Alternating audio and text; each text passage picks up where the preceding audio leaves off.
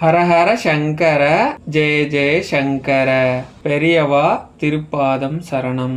பிராப்தம்னு ஒன்று இருந்தால் தான் இந்த வீடியோவே உங்கள் கண்ணில் படும். கடவுள் யாரோட மன கஷ்டத்தையும் பண கஷ்டத்தையும் தீர்க்கணும்னு நினைக்கிறாங்களோ அவங்க கண்ணில் தான் இந்த வீடியோ படும். இது 100% அனுபவ உண்மை. அந்த அளவுக்கு சக்தி வாய்ந்த வழிபாடு மந்திரம் இது. பிராப்தம் இல்லாதவங்களுக்கு இதை செய்யவும் முடியாது, கேட்கக்கூட முடியாது. அப்படிப்பட்ட ஒரு ஆச்சரியமான பெரியவா சொன்ன வழிபாடு மந்திரம் பற்றி தான் இந்த பதிவில் பார்க்க போகிறோம். வாங்க பதிவுக்குள்ளே போகலாம். இந்த பதிவு நிச்சயமாக கொஞ்சம் பெரிய பதிவாக இருக்கும். ஏற்கனவே நீங்கள் கேட்ட சில கதைகள் இதில் இருக்கலாம், இல்லை வழிபாட்டு முறைகள் உங்களுக்கு தெரிஞ்சிருக்கலாம். நான் சொல்ல போகிற வழிபாடு ஏற்கனவே உங்கள் எல்லாருக்கும் தெரிஞ்சது தான். இருந்தாலும் அதை எல்லாரும் ஃபாலோ பண்ணுறோமா அப்படின்னா 1 கோடி பேர் நம்ம அந்த விஷயத்த தெரிஞ்சு வச்சுருக்கிறோம் அப்படின்னா அதில் ஒருத்தர் தான் ஃபாலோ பண்ணுவாங்க. இருக்கிற எல்லாரும் அந்த விஷயத்த பின்பற்றணும், ஃபாலோ பண்ணணும், எல்லாரோட கஷ்டமும் தீரணும் அப்படிங்கிறதுக்காக தான் அந்த வீடியோக்களை திரும்ப திரும்ப நம்ம புது கதைகளோட புது வழிபாட்டு முறைகளோட திரும்ப கொடுக்குறோம். யாருடைய கஷ்டமும் ஈஸியாக தீரணும். இறைவனை பொறுத்த அளவுக்கு எந்த விஷயத்தையும் நம்ம அடையணும் அப்படின்னா ஒரு பிராப்தம் வேணும் அப்படின்னு சொல்கிறோம். அப்படிப்பட்ட பிராப்தம் உள்ள நபர்கள்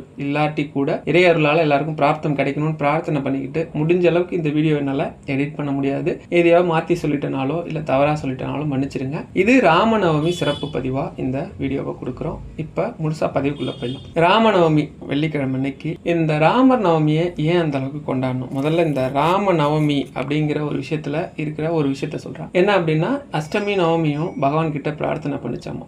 அதாவது அஷ்டமியான எங்களையும் நவமியான இந்த நாளையும் மக்கள் ஒதுக்குறாங்க. ரொம்ப அபசகுணமான நாள் நினைச்சு வருத்தப்படுறாங்க. எங்களுக்கு ஒரு சிறப்பு பண்ணி கொடுங்க அப்படின்னு சொல்லி பகவான் விஷ்ணு கிட்ட கேட்டப்ப அவர் அஷ்டமியான அந்த திதியில ரோகிணி நட்சத்திரம் கூடிய நாள்ல தான் அவதாரம் பண்ணார். அதனாலதான் நம்ம கோகுலாஷ்டமி அப்படின்னு சொல்லிட்டு அவர் பிறந்த நாளை கொண்டாடுறோம். அதே போல ராமாவதாரம் பாத்தீங்கன்னா நவமி திதியும் புனர்பூச நட்சத்திரமும் கூடிய நாள்ல தான் இவர் அவதாரம் பண்ணார். அதனாலதான் ராம நவமின்னு கொண்டாடுறோம். பாருங்க, பகவான் சாதாரணமா ஒரு நாட்கள் தன்னோட குறைய போய் சொன்னதுக்கு கூட அதை கூட நிவர்த்தி பண்ணியிருக்கிறார். அவர் அனுதினமும் பிரார்த்தனை பண்ற நாம சொன்னா அதை ஏன் தீர்த்து வைக்க மாட்டார்? நிச்சயமா நம்மளோட பிரச்சனையையும் கடவுள் தீர்த்து வைப்பார். ராமரையே நம்ம கொண்டாடணும். முதல்ல ராமர் அந்த அளவுக்கு என்ன செஞ்சிருக்காருன்னா ராம அப்படிங்கிற வார்த்தையவே நம்ம கொண்டாடணும். ஏன்னா இந்த இதிகாசங்கள் நம்ம வச்சிருக்கிற இந்த வேதங்கள் இதெல்லாம் இருக்கு பாத்தீங்களா, இது எல்லாத்துலயுமே ஒரு தர்ம நெறி சொல்லப்பட்டிருக்கும். அந்த தர்ம நெறிய ஒரு சாதாரண மனுஷனும் சரி, நிறைய சூப்பர் நேச்சர் பவர்லாம் இருக்கு இல்லையா, அந்த அதிசக்தி வாய்ந்தவங்க அவங்களால கூட பின்பற்ற முடியாது. அதுல அவ்வளவு கடினம் இருக்குன்னு சொன்னப்ப பகவான் விஷ்ணு இல்ல, ஒரு சாதாரண மானிடனா இருந்து கூட அதை பின்பற்ற முடியும். அதுல சொல்லி இருக்கிற தர்ம நெறிப்படி வாழ்ந்தா இந்த உலகம் அழியும் வரை தன்னோட புகழ் ஓங்கி இருக்கும், இந்த உன்னதமான ஆன்மான்னு சொல்லி இந்த உலகமே போற்றும் சொல்லி அதுபடி வாழ்ந்து காமிச்சார். அதனாலதான் ராமர் இன்னமும் நம்ம கொண்டாடணும். ஏன்னா ராமர் இம்மி அளவும் தர்மத்தை மீறாத ஒரு ஆன்மாவா அவதாரம் பண்ணி கடவுளுக்கு கடவுளா மனிதனுக்கு மனிதனா தாய் தந்தையா நண்பனா வாழ்ந்து காமிச்சிட்டு போயிருக்கிறார். சரி, இந்த ராமநவமி சிறப்பு பதிவு தானே இது. இதுல முதல்ல ஒரு கதையில இருந்தே போகும். ஏன்னா ஒரு சகோதரி தனக்கு ஏற்பட்ட அனுபவத்தை என்கிட்ட சொல்லியிருந்தாங்க. இதை நான் வேற ஒரு வீடியோவா கொடுக்கலான்னு இருந்தேன். சரி, ராமநவமிலேயே சொல்லிடலாம் அப்படின்ட்டு. அவங்க எப்படின்னா என்கிட்ட பேசியிருந்தாங்க. பேசியிருந்தப்ப சொன்னாங்க அவங்க கஷ்டத்தை பத்தி சொல்லியிருந்தாங்க. அவங்க கஷ்டம் என்ன அப்படின்னா 10 வருஷம் ஆச்சு அவங்களுக்கு கல்யாணம் ஆகி 10 வருஷம் ஆச்சு. ஆனா அவங்களுக்கு குழந்தை பாக்கியம் இல்லை. ஓகேவா? அதனால அவங்க போகாத கோவில் இல்லை, பார்க்காத ட்ரீட்மெண்ட் இல்லை, இருந்தும் கூட அவங்களுக்கு அந்த பிரச்சனை தீரல. அப்ப என்கிட்ட கேட்டப்ப உங்களுக்கே தெரியும், நான் பெருசா மந்திரமோ வழிபாடெல்லாம் சொல்ல மாட்டேன். ரொம்ப எளிமையான வழிபாடு தான் சொல்லுவேன். முடிஞ்ச அளவுக்கு நான் சொல்றது எல்லாமே ரொம்ப எளிமையா தான் இருக்கும். அப்படி நான் உங்களுக்கு சொல்லியிருந்தேன். ஒரு நோட்டு வாங்கி நீங்க என்ன பண்ணுங்க, ராமநாமம் எழுதுங்க அப்படின்னு சொல்லிட்டு அவங்களும் என்ன பண்ணாங்க அப்படின்னா ஒரு நோட்டு இல்ல 3 நோட்டு எழுதிட்டாங்க. எந்த ஒரு மாற்றமும் நடக்கல. ஆனா ரொம்ப வருத்தப்பட்டிருக்காங்க, என்னடா இது அப்படின்னு சொல்லிட்டு. இருந்தாலும் நம்ம சேனல்ல தொடர்ந்து நம்ம ராமநாமத்துக்கு ஒவ்வொரு கதை புதுசா சொல்றதை கேட்டு அவங்கள என்ன பண்ணிக்கிறாங்க, புத்துணர்ச்சி பண்ணிக்கிட்டு மறுபடி முழு நம்பிக்கையோட 4வது நோட்ல ஒரு 10லேருந்து 15 பக்கம் அந்த நோட் எழுதுறதுக்கு முன்னாடி சொல்லியிருக்காங்க. இந்த நோட் எழுதுறதுக்குள்ள எனக்கு ஏதாவது நல்ல விஷயம் நடக்கல அப்படின்னா இந்த நோட்டை முடிக்கிறதுக்குள்ள நான் ராமநாமத்தை நம்பவே மாட்டேன் அப்படின்ற மாதிரி சொல்லியிருக்கிறாங்க. நீங்க ஒரு 10 பக்கம் கூட எழுதல, நம்ப மாட்டீங்க. 10 வருஷமா கடுமையா எந்தெந்த ஹாஸ்பிட்டலோ போய் என்னென்னமோ ட்ரீட்மெண்ட் பண்ணி பார்த்து ஒண்ணுமே நடக்காத ரொம்ப விரக்தியில் இருந்த ஒருத்தவங்களுக்கு அந்த 10-15 பக்கம், அதாவது ஒரு 1/4 நோட்டுன்னு வச்சுக்கோங்களேன், எழுதும் போதே அவங்க கன்சீவ் ஆகி ரொம்ப சந்தோஷமா அதை என்கிட்ட சொன்னாங்க. அதை பத்தி என்கிட்ட சேனல்ல சொல்லுங்க அப்படின்னு சொல்லியிருந்தாங்க. அவங்க அடிக்கடி விரும்பி கேட்கிற ஒரு கதை இருக்கு. என்கிட்ட கமெண்ட்ல போடுவாங்க அடிக்கடி, இந்த கதையை சொல்லுங்க அப்படின்னு. அது என்ன கதை அதையும் நான் ஒரு தடவை சொல்லிடுறேன். ஏன்னா அவங்களுக்கு ஃபோன் பேசினப்ப நான் என்கிட்ட பேசணும்னு சொல்லியிருந்தாங்க. நான் பேசிட்டு அவங்களுக்கு இந்த கதையை போன்ல சொல்லிட்டு தான் வச்சேன். ஏதோ என்னால முடிஞ்ச ஒரு விஷயம் உங்களுக்காக. என்ன அப்படின்னா, மதுராந்தகம் உங்க எல்லாருக்கும் தெரியும்னு நினைக்கிறேன். மதுராந்தகத்துல ஏரி இருக்கு இல்லையா, அந்த ஏரி 1800 900 நினைக்கிறேன். அந்த சமயத்துல வந்து நல்ல கடுமையான மழையில வந்து ஏரி முழுக்க நிறைஞ்சு போகுது. அந்த ஏரியை சுத்தி இருக்கிற கிராமங்கள்லாம் இப்ப ஏரி கரை உடைஞ்சுது அப்படின்னா அழிஞ்சு போயிடும். அதனால அந்த நேரத்துல கலெக்டரா இருக்கக்கூடிய ஆங்கிலேயர் ஒருத்தர் போய் சொல்றாரு அந்த ஊருக்குள்ள, இந்த மாதிரி நீங்க வந்து எல்லாரும் குடியிருப்புகள்லாம் காலி பண்ணிட்டு கிளம்பிடுங்க, ஏன்னா முழு கொள்ளளவை எட்டிடுச்சு, ஏரி கரை உடைஞ்சது அப்படின்னா அந்த ஊரே காணாம போயிடுன்னு. அப்போ அவங்க சொல்றாங்க, இல்லைங்க அப்படி போக முடியாது, இந்த கோவிலுக்கு வந்து நாங்கள் காப்பு கட்டி இருக்கிறோம், உள்ள பகவான் இருக்கிறார், அவருக்கு வந்து நாளையோட, அது மறுநாள் டு மறுநாளோட திருவிழாவோட முடியுது, அதை முடிச்சுட்டு தான் நாங்கள் எங்கேயும் வெளியில போக முடியும் அப்படின்னதும், இல்லைங்க உயிர் முக்கியமா இல்லை திருவிழா முக்கியமான, இல்லை நாங்கள் கும்புற சாமி கண்டிப்பா எங்களை காப்பாற்றுவார், அதனால நீங்க கவலைப்பட வேணாம். அவருக்கு என்னன்னா, இந்துக்களுக்கு வந்து நம்பிக்கை அதிகம்னு தெரியும், ஆனா இந்த அளவுக்கு முட்டாள்தனமான நம்பிக்கை இருக்கக்கூடாது. கரை உடைஞ்சா எந்த கடவுளாலையும் காப்பாற்ற முடியாதுன்னு கூட தெரியாம உனக்கு லூசுத்தனமா இந்த மாதிரி பண்றாங்களேன்னு சொல்லிட்டு அவர் என்ன பண்றாரு, நேரா அவரோட குவார்டர்ஸ்க்கு போயிறாரு. குவார்டர்ஸ்ல உட்காந்துருக்காரு, மழை விடுற மாதிரி தெரியல, மழை பெஞ்சிக்கிட்டே இருக்குது. பிளாஸ்க்ல டீயை ஊத்தி டீயை குடிச்சிட்டே வராரு. வந்து பார்த்தோன்னே அந்த மழை விடுற மாதிரி தெரியல, கொடையை பிடிச்சிட்டே வந்து பாக்குறாரு. பார்த்தா இன்னும் ஒரு அடிக்கு தண்ணி உயர்ந்தது அப்படின்னா கண்டிப்பா கரை உடஞ்சிரும். அப்படி பார்த்துக்கிட்டே இருந்தவர் கொடையில இருந்து தூரத்துல பாக்குறாரு, அந்த ஏரியோட 2 கரையிலையும் 2 பசங்க, சின்ன பசங்க வந்து ஏதோ கையில ஏதோ கம்பு மாதிரி வச்சுக்கிட்டு இங்கிட்டு இங்கிட்டு நடந்து போயிட்டு வந்துட்டு இருக்காங்க. இவர் உடனே கத்தி கூப்பிடுறாரு, யாரதுன்னு கத்துறாரு. அது இங்கிலீஷ்ல கூட கத்திரிக்கலாம்னு வச்சுக்கோங்க. அவர் வந்து கத்துறாரு, இவங்க 2 பேரும் காதில் வாங்கின மாதிரி தெரியல. திரும்பி உத்து பார்க்கறா, 2 பேரையும் காணும். சரி, ஒருவேளை நம்ம கத்துனது இறங்கி போயிட்டாங்க போலன்னு சொல்லிட்டு இவர் என்ன பண்றாரு, திரும்ப குவார்டர்ஸ்க்கு போயிட்டு சரியா ஒரு மணி நேரம் 2 மணி நேரம் கழிச்சு வர, ஏன்னா கண்டிப்பா உடஞ்சிருக்கும், ஏதாவது ஒரு இடத்துல உடஞ்சிருக்கும், எங்க உடஞ்சிருக்குன்னு பார்க்கலான்ட்டு வராரு. வந்து பார்த்தா தண்ணி அதே மட்டத்துல இருக்கு. இப்பவும் அந்த 2 பசங்க கொஞ்சம் பக்கத்துல இருக்கிறாங்க, இங்கிட்டு நடந்துகிட்டே இருக்கிறாங்க, கையில ஏதோ ஒரு குச்சி மாதிரி ஏதோ வச்சிருக்காங்க. இவர் உடனே முகம் தெரியுது, ஆனா இவர் கூப்பிடுறத வந்து அவங்க வந்து பெருசா சட்டை பண்ணவே இல்லை, அவங்க போட்டு அவங்க வேலையை பார்த்துட்டு இருக்காங்க. என்ன பண்றாங்க, நடந்து போயிட்டு வந்துட்டு இருக்காங்க. இவர் உடனே திரும்பவும் கத்துறாரு. திரும்ப கொஞ்சம் தூரம் போனா அவங்க ஏதோ கீழே இறங்கி போன மாதிரி தெரிஞ்சது. சரி ஓகே அப்படின்னு வந்துட்டாரு. மறுபடியும் ஒரு தடவை போறாரு. பார்த்தா இந்த தடவை அந்த இளைஞர்கள் தூரமா தெரியுறாங்க. இப்பவும் வந்து கூப்பிடுறாரு, அவங்க எதுவும் பண்ணிக்கல.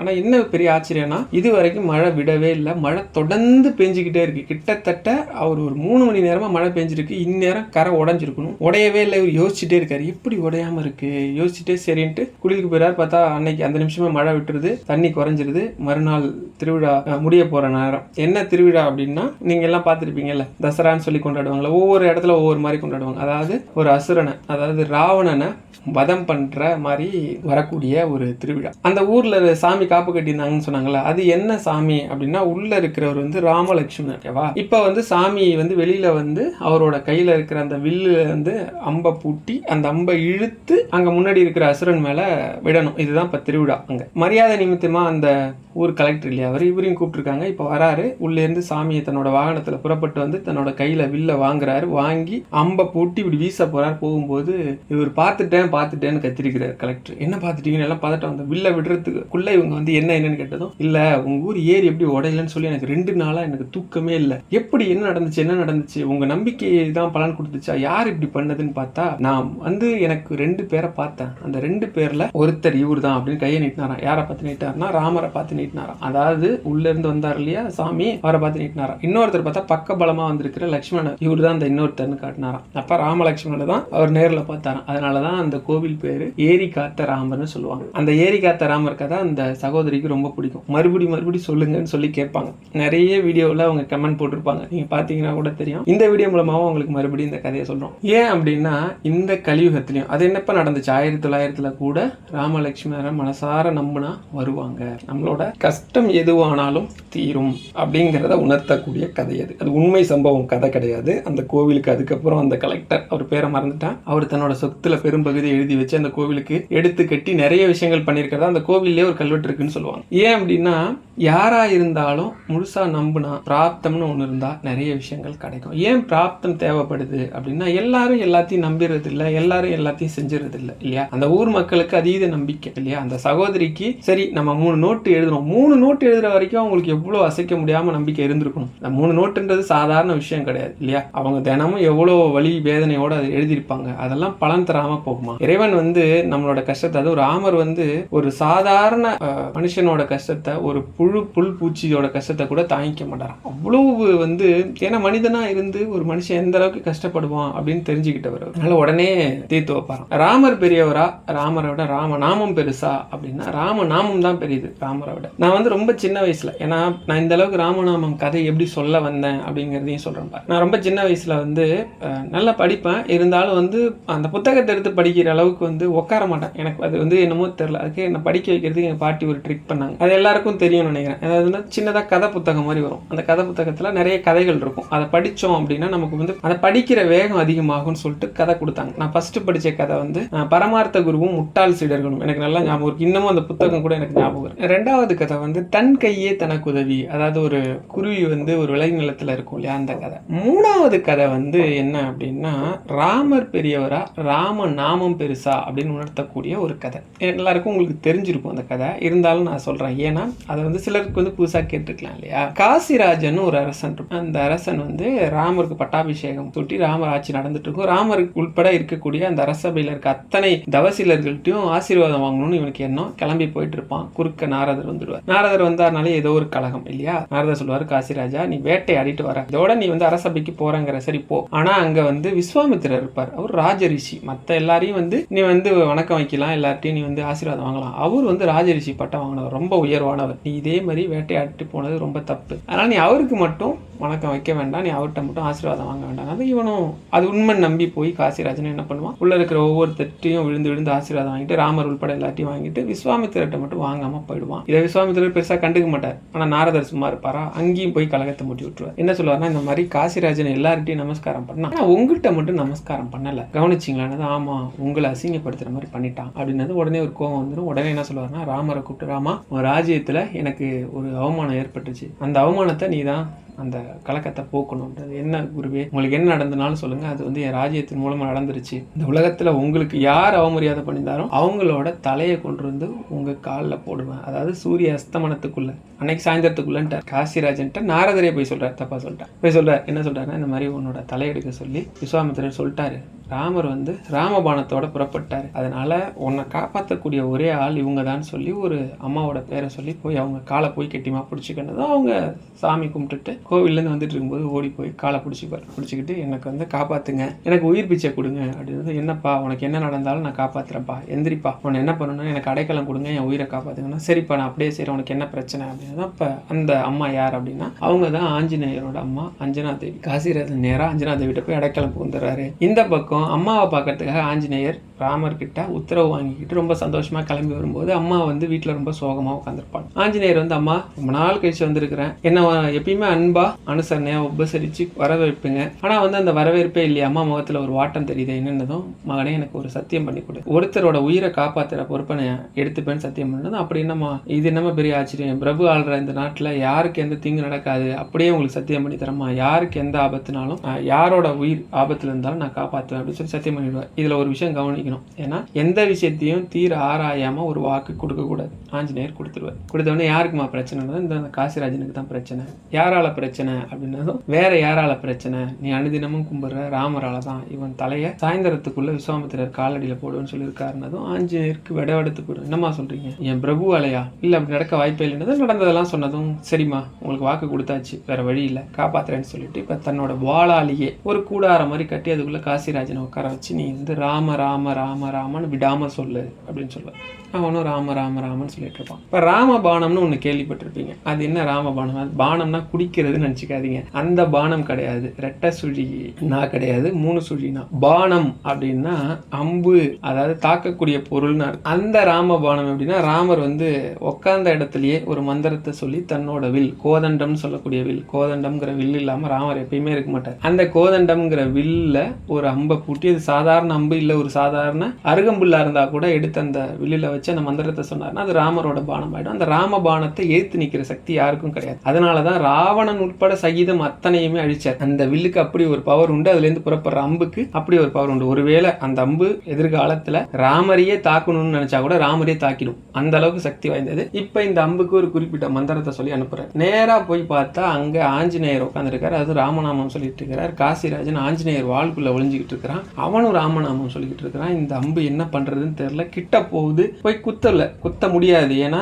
ராமநாமம் ஒழிக்கிற இடத்துல ராமபாணத்தால் ஒன்றும் பண்ண முடியாமல் திரும்பி வந்துடுது. முதல் முறையாக வாழ்நாளில் ராமரோட பானம் இலக்கு அடையாமல் வெறுமனே திரும்பி வந்ததை ராமர் பார்க்குறார். ராமருக்கு வந்து கொஞ்சம் எப்பயுமே கோவப்பட மாட்டார், அதிர்ச்சி. உடனே என்ன பண்றார், அடுத்த ஒரு பானம் சக்தி அஸ்திரம் எடுக்கிறார், மந்திரத்தை சொல்றார். இது எப்படி அப்படின்னா முதல்ல போன பானத்தை விட ஒரு 1000 மடங்கு சக்தி வாய்ந்தது. எவ்வளவு பெரிய இடம்னாலும் இப்ப நம்ம சொல்றோம்ல நியூக்ளியர் பாம்லாம், அதெல்லாம் சும்மா அது முன்னாடி குழந்த மாதிரி, அது மாதிரி ஒண்ணு அதுகிட்ட சொல்லி டார்கெட் பண்ணி அனுப்புறாரு. இப்போ அதுவும் போகுது, அதுவும் போய் என்ன ஆயிடுது, அவரை தாக்காம திரும்பி வந்துடுது. கடைசியா வந்து பிரம்மாஸ்திரம் வந்து இலக்க அடையாம வரவே வராது. அப்படிப்பட்ட பிரம்மாஸ்திரமும் திரும்பி வந்துடுது. இப்போ உடனே அங்க நாரதர் வரார், வந்து சொல்றாரு, இந்த மாதிரி இந்த நபருக்கு அடைக்கலம் கொடுக்கறது யாருன்னா ஆஞ்சநேயர் தான் கொடுக்குறாரு. அதனால நீங்க வந்து உங்கள் பணியை செய்ய விடாமல் தடுக்கிறது ஆஞ்சநேயர்னதும் இவருக்கு ரொம்ப ஒரு மாதிரி வருத்தமாயிடுது. என்ன வந்து ஆஞ்சநேயர் இப்படி செய்ய மாட்டாரு, ஆஞ்சநேயர் அப்படி செய்யறாருன்னு சொல்லிட்டு என்ன பண்றாரு, சரி அடுத்த இலக்கு எங்கன்னா ஆஞ்சநேயர் மேலையும் காசிராஜன் மேலையும் தாக்கணும்னு சொல்லி அனுப்புவார். இப்படி இந்த ராமபானம் என்ன பண்ணும், ஆஞ்சநேயரையும் காசிராஜனையும் நோக்கி போவோம். அதுக்குள்ள இந்த விஷயம் கேள்விப்பட்டு ஆஞ்சநேயரும் காசிராஜனும் சரையு நதியில கழுத்தளவு தண்ணியில நின்றுகிட்டு ராமன்னு சொல்லிக்கிட்டு இருந்தவங்க ஜெய் ஜெய் ராம் சீதாராம், அதாவது ராமருக்கு வெற்றின்னு சொல்லிக்கிட்டு இருந்தாங்க. உண்மைக்கு வெற்றி, சத்தியத்துக்கு வெற்றி, ராம ஜெயம் அப்படின்னா அதுக்கு அதான் அர்த்தம். அப்படி சொல்லிட்டு இருந்தவங்க அன்னை சீதா தேவியோட கூடிய ராமருக்கு வெற்றி, அன்னை சீதைக்கு வெற்றி, ராம சேனைக்கு வெற்றின்னு சொல்லி அப்படியே சொல்லிக்கிட்டே இருக்காங்க. அப்ப அவன் காசிராஜனுக்கு எனர்ஜி குறைஞ்சிட்டே போகும். அப்ப தன்னோட சக்தியில ஒரு சக்தியை எடுத்து காசிராஜன் உடம்புல போட்டு சொல்ல வைப்பார். இப்ப போன அந்த பானமும் ஆஞ்சநேயரை தாக்காதுனதும் இவர் நேரடியாவே நானே நேர்ல வரேன் அப்படின்னு சொல்லி நேர்ல போவார். ஏன் தாக்காது அப்படின்னா அதுக்கு முதல்ல ஒரு ரீசன் அந்த புக்ல போட்டிருந்தது. ஃபர்ஸ்ட் அது வந்து நான் ரொம்ப சின்ன வயசுல படிச்சது, இருந்தாலும் அதுக்கப்புறம் அந்த கதையை வேற மாதிரி படிச்சுட்டேன். உதாரணத்துக்கு ஆஞ்சநேயரோட மூச்சு காத்தே ராம ராம ராம ராமன் தான் போதும். அதனால ஒரு ராமர் இல்ல, உலகத்துல கிட்டத்தட்ட உலகத்துல உள்ள அத்தனை மனிதர்களும் ராமரா மாறி அத்தனை பேர் கையிலும் கோதண்டம் இருந்து கூட அவரை தாக்கினா கூட அவரை அழிக்க முடியாது, அவர் மேல படாதுன்னு சொல்லுவாங்க. ஏன் படாது அப்படின்னா அவர் உடம்பே ராமநாமத்தால வஜ்ரம் ஏறி போய், வஜ்ரம்னா இரும்பு மாதிரி சொல்லுவோம் பாத்தீங்களா, அந்த அளவுக்கு ராமநாமத்தால ஊறி போயிருக்கு. ராமநாமத்தை ராமரே நினைச்சாலும் ஏத்து நின்று ஜெயிக்க முடியாதுன்னு சொல்லுவாங்க. இந்த விஷயம் தெரிஞ்சு போதும். இப்ப வந்து தன்னோட பிரபு கொடுத்த வாக்கை காப்பாற்றணும் இல்லையா, அதனால உடனே நேரடியாவே யார் வருவார் அப்படின்னா நாரதர் வந்து சொல்லுவார், இந்த மாதிரி உன் பிரபு என்ன சத்தியம் பண்ணி கொடுத்துருக்காருன்னா இன்னைக்கு சாயந்தரத்துக்குள்ள விஸ்வாமித்திரர் காலில் காசிராஜனோட தலையை போடுவேன்னு தானே சொல்லியிருக்காரு. போய் நமஸ்காரம் அவர் காலில் விழுந்து பண்ணாலும் தலையை அவர் காலடியில் போட்டதாக தான் அர்த்தம். நேரடியாக போய் காசிராஜனை மன்னிப்பு கேட்க சொல்ல அப்படின்னா நேரடியாக காசிராஜன் போய் மன்னிப்பு கேட்பான். மன்னிப்பு கேட்டவொடனே நாரதர் சொல்லுவார், ராம நாமத்தை விட மகிமையை, ராமபானமே ஏத்து நின்னா கூட ராமநாமத்தை ஜெயிக்க முடியாது அப்படிங்கிற மகிமையை இந்த உலகம் தெரிஞ்சுக்கணுங்கிறதுக்காக நானும் பிரபுவும், அதாவது ராமரும் சேர்ந்து நடத்திய நாடகம் தான் இது அப்படின்னு சொல்லுவாங்க. இப்ப என்னன்னா நம்மளோட பிரச்சனைகள் வந்து ராமபானம் அளவுக்கு சக்தி வாய்ந்ததா இருந்தா கூட அதை கூட ஒரு நொடியில் தகர்த்தெறியும் சக்தி ராமநாமத்துக்கு உண்டு அப்படிங்கிறத நீங்க புரிஞ்சுக்கணும். இது சாத்தியமா அப்படின்னு நீங்க கேட்டுறக்கூடாது. ராமநாமத்தால முடியாதது அப்படின்னு ஒண்ணுமே கிடையாது அப்படிங்கிறத நீங்க புரிஞ்சுக்கணும். நான் நிறைய முறை சொல்லுவேன், என்ன சொல்லுவேன் அப்படின்னா போதேந்திரால் சுவாமிகள், ஏன்னா நிறைய பேருக்கு ஒரு சந்தேகம் இருக்கு, ராமநாமம் குரு மூலமாக தானே உபதேசம் வாங்கி சொல்லணும் அப்பதான் சக்தி கிடைக்கும்ன்றாங்களே அப்படின்னா அப்படி கிடையாது. போதேந்திரால் சுவாமிகள் தான் நாம இப்ப ராமநாமம் சொல்றதுக்கும் தமிழ்நாட்டில் எங்க பார்த்தாலும் ஸ்ரீராம ஜெயம் நோட்ல எழுதுறதுக்கும் ஒரு முக்கியமான காரணமா சொல்லுவாங்க. அவர் நம்மள மாதிரி தான். எப்படின்னா அவரோட இயற்பெயர் வந்து புருஷோத்தமன். அவர் வந்து தெலுங்கு பிராமண சமுதாயத்தை சேர்ந்தவர் நினைக்கிறேன். அவர் வந்து மடத்துக்கு அவங்க அப்பா காஞ்சி மடத்துல தொண்டு பண்ணிட்டு இருக்கிறாரு. அப்படி கூட வர்றப்ப அவர் ஒரு சின்ன பையனா வர்றாரு. அங்க உட்கார்ந்து இருக்கிற சாமி மடாதிபதி இருப்பாங்களா, அவங்க முன்னாடி வந்து உட்காந்து வெறுமனே உட்காந்துட்டு இந்த சாமியை பார்த்துட்டே இருப்பாராம். அப்படி குருக்கிட்ட வந்து கண்ணாலேயே பார்த்து எல்லா விஷயத்தையும் வாங்கிக்கிட்டாராம். எல்லா விஷயங்களும் அவருக்கு வந்து குறிப்பிடாத எல்லா விஷயமும் புரிஞ்சிச்சு. ஆனா கூட அவருக்கு ஒரு சந்தேகம் இருந்தது. எல்லாருமே ராமநாமத்தை உயர்வா சொல்றாங்க, ஆனா இந்த ராமநாமத்துல அப்படி என்ன சக்தி இருக்குன்னு தெரிஞ்சுக்கணும்னு சொல்லி இந்த ராமநாமத்தோட சக்தியை பத்தி தெரிஞ்சுக்கிறதுக்காக ஒரு இடமா விசாரிக்கும் போது காசியில ஒரு பண்டிதர் இருக்கிறார். அவர் தான் ராமநாமத்தோட மகிமையை இந்த உலகத்துக்கு நிறைய சொல்லிக்கிட்டு இருக்கிறார் அப்படின்னு கேள்விப்பட்டு விசாரிச்சு காசி அங்க போனா அவரு வந்து வீட்டுல ஆள் இல்லையாமா, எங்கேயோ வெளியூர் போயிருக்காருன்னு சொன்னது. சரி நான் திண்ணையில இன்னைக்கு படுத்துக்கிறேன், அப்பா வந்தது நாளைக்கு பாத்துக்கிறேன்னு சொல்லிட்டு அவங்க மனைவி குழந்தை இருக்காங்க போல சொல்லிடுறாரு. அன்னைக்கு ராத்திரியே ஒரு பையனும் பொண்ணும் கொஞ்சம் வயசு நிறைஞ்சவங்க, கல்யாண வயசுல இருக்கிறவங்க வராங்க. வந்தோடனே இந்த மாதிரி பண்டித் இருக்கிறாரா அப்படின்னு கேட்டது. இல்லைங்க ஒரு ஊருக்கு போயிருக்கிறார், அவரு வந்த உடனே உங்க விஷயத்த சொல்றேன் அப்படின்னு சொன்னோடனே இல்லை எங்களுக்கு ஒரு அவசரமான விஷயம், அதான் அவர்கிட்ட பார்க்க வந்திருக்கிறோம்.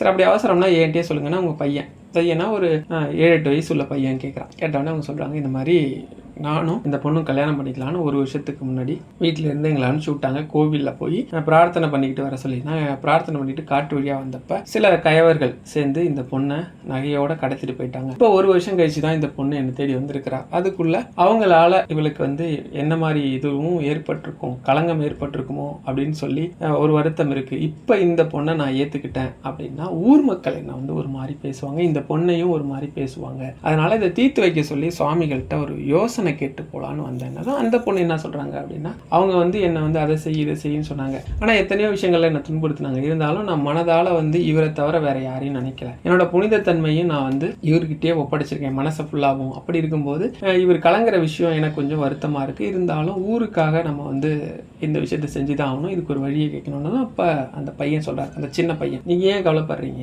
நீங்க வந்து நாளை கங்கை கரையில வந்து நின்றுகிட்டு 3 முறை ராமா ராமா ராமான்னு சொல்லி முழுகி எந்திரிச்சிங்கனாலே உங்க பாவம் எல்லாம் போயிட்டு. அப்ப உள்ளே இருந்து அம்மா ஒரு நிமிஷம் வாடான்னு கூப்பிடுறாங்க. அந்த பையனை வந்தவொடனே என்னம்மா அப்படின்னு கேட்டு ஊங்கி கணத்துல அரைஞ்சிட்டாங்களாம். அந்த பையனை, ஏமா என்ன அடிச்சிங்க, ராமநாமத்தை தானே சொன்னேன் பாவத்தை போக்கும், ராமநாமத்தையடா சொன்னேன், ஒரு தடவை சொன்னாலே பாவம் போகுமேடா, அந்த மந்திரத்தையோட மகிமையை வந்து நீ ரொம்ப குறைச்ச, உங்க அப்பாவுக்கு தெரிஞ்சா எவ்வளவு கோவப்படுவார் தெரியுமா, ராமான்னு ஒரு தடவை சொல்லியிருந்தாலே இந்த பொண்ணோட பாவம் போகும், நீ 3 தடவை சொல்றதும் இப்ப அவர் வந்து ரொம்ப வியப்பா பாக்குற. சரி இது உண்மையா அப்படின்னு சொல்லி ஊர் ஃபுல்லா இந்த விஷயம் பரவிடுது. இது ஸ்ரீதரா சுவாமிகள் வாழ்நாள்ல நடந்த உண்மை சம்பவம். அவர் ஏன் வந்து மடத்துல இல்ல ராமநாமத்தை பத்தி ஊர் ஃபுல்லா சொன்னார் அப்படிங்கிறதுக்கான சம்பவம். இப்ப ஊரே கூடி நிக்குது. இப்ப என்ன பண்றாங்க, அந்த பொண்ணு கங்கையில முழுக போறாங்க. முழுகிறதுக்காக தயாராகி நிக்கிறாங்க.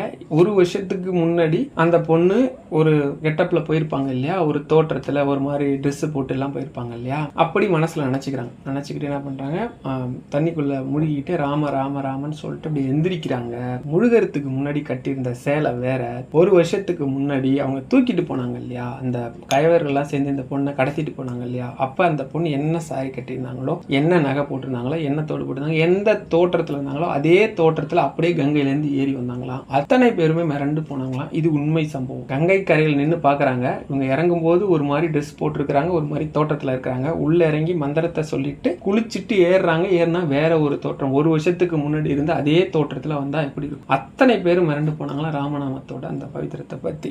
உடனே சுவாமிகளுக்கு, போதேந்திரால் சுவாமிகளுக்கு இதுதான் இந்த மந்திரத்தோட மகிமைன்னு புரிஞ்சு போச்சான். டக்குன்னு கிளம்பினாராம். அந்த பையன் தடுத்து நிறுத்தினான். என்ன சாமி, ஏதோ மந்திரத்தை பத்தி கேட்கணும் அப்பாட்ட வந்தீங்க, அதுக்குள்ள கிளம்பிட்டீங்க அப்படின்னதும், உன் மூலியமா நேர்லயே பார்த்துட்டேன்டாக்கண்ணா, இதுக்கு மேல தெரிஞ்சுக்கிறதுக்கு ஒண்ணும் இல்லை அப்படின்னு சொல்லிட்டு சுவாமிகள் வந்து மடத்திலேயே கிடையாது. எங்க போறாரோ போற இடம் எல்லாம் எல்லாரும் எந்த கஷ்டம்னாலும் ஒரு 4 கஷ்டம் சொல்லுவார். துன்பம், துயரம், கஷ்டம், கவலை. இது 4மே பார்க்க ஒண்ணு மாதிரி தான் இருக்கும். ஆனா 4மே ஒண்ணு கிடையாது. 4க்குமே வேற வேற அர்த்தம் உண்டு. இப்ப துன்பம்னு வச்சுக்கோங்க, ஒரு விஷயத்த செய்யறதால நமக்கு வராது. கவலை அப்படின்னா ஒரு விஷயத்த செஞ்சதாலையும் வரலாம், செய்ய போறதாலையும் வரலாம், யாரோ செஞ்சதாலையும் வரலாம். இப்ப இது ரெண்டுக்குமே வித்தியாசம் இருக்கு. அது ரொம்ப டீப்பா போனா அதுக்குள்ள போக வேண்டியது வந்துடும். அது வேண்டாம். இந்த 4ஐயும் போக்கக்கூடியது. ஏன்னா இந்த மனுஷனுக்கு இந்த 4 தான் எப்பவுமே பிரச்சனை. இந்த 4ஐயும் போக்கக்கூடிய சக்தி ராமநாமத்துக்கு உண்டுன்னு சொல்லுவாங்க. அது என்ன சொல்லுவாங்க, சுவாமிகள் வந்து ஒரு ஊரா போய் என்ன கஷ்டம்னாலும் ராமா ராமா ராமா ராமா ராமா அப்படின்னு சொல்லுங்க போறோம்.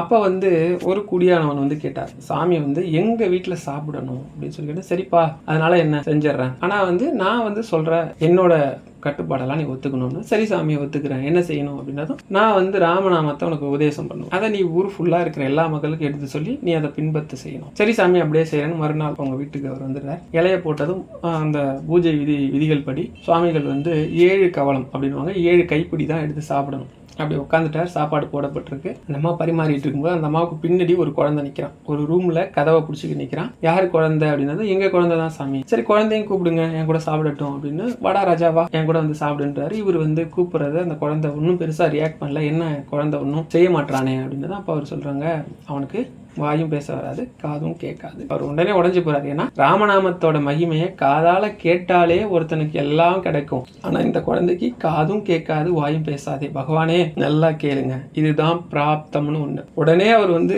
கண்ணெல்லாம் கலங்குது. இருந்தாலும் அவங்க சாப்பாடு போடுறாங்களே, அவங்க மனசு திருப்தி ஆகணும்னு சொல்லிட்டு சாப்பாடு எடுத்து சாப்பிட்டுட்டு வருத்தப்பட்டு அந்த குழந்தைக்கும் ஆசீர்வாதம் பண்ணிட்டு இவங்களையும் ஆசீர்வாதம் பண்ணிட்டு போறாரு. ஊரே கூடி போய் சாமியை தெருமுனை வரைக்கும் கொண்டே விட்டுட்டு வராங்க. வந்தா வீட்டுக்குள்ள அழகான ஒரு நர்த்தனம், ஒரு கீர்த்தனை, ஒரு டான்ஸ், ஒரு கீர்த்தனை. அதாவது எப்படின்னு நர்த்தனம்னா தெரியுங்களா, காளிங்க நர்த்தனம். சுவாமி வந்து காளிங்கன்ற பாம்பு மேல ஒரு டான்ஸ் ஆடிருப்பார். அது மாதிரி உள்ள வந்து ஒரு மணியோசை கேட்குது, யாரோ பாடுற மாதிரி இருக்கு, உள்ள வந்து ஆடுற மாதிரி இருக்கு, ராம ராம ராம. அது மாதிரி ஒரு அழகா இனிமையான குரல்ல யாரோ பாடிக்கிட்டே ஆறாங்க. உள்ள வந்து பார்த்தா எந்த குழந்தை பேசாதுன்னு சொன்னாங்களோ அந்த குழந்தை ஆடிட்டு இருந்துச்சு. எப்படி நடந்தது அப்படின்னா, சாமி சாப்பிட்டுட்டு போனேன், இந்த குழந்தைக்கு பசி அந்த இலையில, ஏன்னா அவர் வந்து 7 வாய் தானே எடுத்து வச்சிருப்பார், மிச்ச சாப்பாடு இருக்கும், அதுல இருந்து ஒரு வாய் எடுத்து தான் அந்த குழந்தை வச்சுதான். அப்படி நடந்துச்சா, இதுவும் உண்மை சம்பவம். இது ராமநாமத்தால முடியும். ராமநாமம் பேசாத குழந்தையை பேச வைக்கும், காது கேட்காதவங்களையும் கேட்க வைக்கும். இந்த மந்திரத்தால செய்ய முடியாத விஷயங்களே கிடையாது. இது வந்து இதைத்தான் செய்யும் அப்படின்னு இல்லை. ஒரு சகோதரியோட கமெண்ட்டை நான் அதை வந்து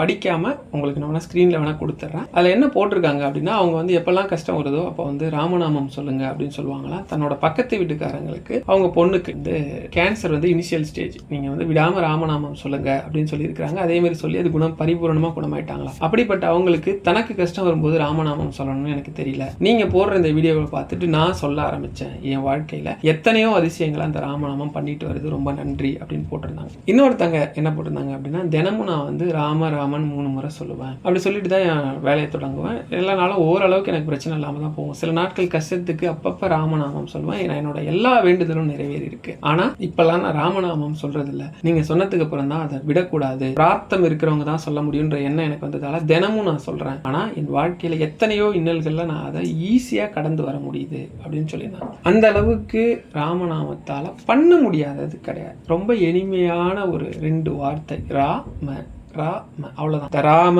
அப்படிங்கிறதுக்குள்ள இந்த உலகத்தையே என்ன சொல்றது அடக்கிடலாம் அப்படின்னு சொல்லுவாங்க. ராமதாசர் நம்ம எல்லாருக்கும் தெரியும். அதாவது போதேந்திரல் சுவாமிகளுக்கு முன்னாடி எல்லாமே இந்த உலகத்துக்கு ராமநாமத்தை கொண்டு வந்து சேர்த்தவர். அந்த ராமதாசரோட சீடர் ஒருத்தர் இருக்கிறார். அவர் தான் வந்து ஸ்ரீதரா சுவாமிகள். ஸ்ரீதரா சுவாமிகள் வந்து இவரும் போதேந்திரல் சுவாமிகளும் ஒரே சமகாலத்தில் வாழ்ந்தவங்க தான் சொல்லுவாங்க. 1700களில் அப்போ வந்து ராமதாசரோட அதிஷ்டானம் இருக்கு. அங்க ஒருத்தர் ஒரு ஆசிரியர் வரார், ஒரு பைய எடுத்துக்கிட்டு நேராக உள்ள வந்து அந்தவனே கோமா வர்றார். என்ன நீங்க ரொம்ப ஏமாத்திட்டீங்க. அதுவும் எங்க பார்த்து சொல்றாரு, அதிஷ்டானம் அவரோட ஜீவ சமாதி இருக்குல்ல அந்த இடத்த பார்த்து சொல்றாரு. என்ன நீங்க ஏமாத்திட்டீங்க, உங்க பேச்சை கேட்டு என்னோட வாழ்க்கையே தொலைச்சிட்டேன், என்ன நீங்க முட்டாளாக்கிட்டீங்க, என் வாழ்நாள் ஃபுல்லா இது ஒரு தேவையில்லாத வேலையை பண்ணிட்டேன், உங்களால என் வாழ்க்கையே நாசமா போச்சுன்னு கத்துறாரு.